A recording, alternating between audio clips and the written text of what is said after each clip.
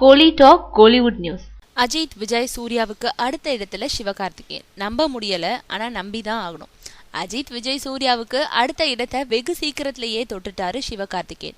வசூல்ல பல வருஷங்களா முறியடிக்கப்படாத all time ரெக்கார்டா இருந்த கரகாட்டக்காரன் படத்தோட வசூல சிவகார்த்திகேயன் நடிச்ச வருத்தப்படாத வாலிபர் சங்கம் படம் முறியடிச்சதும், அவரோட நடிப்புல அடுத்து வெளிவர இருக்கும் மான் கராத்தே படத்தோட மேல ரசிகர்கள் மத்தியில உள்ள எதிர்பார்ப்பும், அடுத்தடுத்து அவர் ஒத்துக்கிட்டு இருக்கும் படங்களும், இப்படி பல விஷயங்கள் ஒன்னா சேர்ந்ததுனால திரையுலகில் சிவகார்த்திகேயனோட நட்சத்திர அந்தஸ்து ஜிவ்னு உயர்ந்துகிட்டே போகுது. எந்த அளவுக்கு?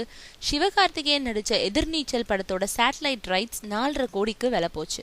இப்போ அவர் நடிச்சு வரும் மான் கராத்தே படத்தோட சேட்டலைட் ரைட்ஸ் 9 கோடிக்கு விற்கப்பட்டிருக்கு. சிவகார்த்திகேயன் அடுத்து நடிக்க இருக்கும் டானா படம் இன்னும் தொடங்கப்படவே இல்லை.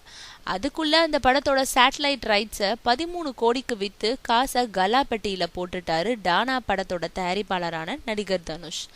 இந்த அசுரத்தனமான வளர்ச்சி சிவகார்த்திகேயனுக்கு தலையில வெயிட்டை ஏத்தாம இருக்கணும்.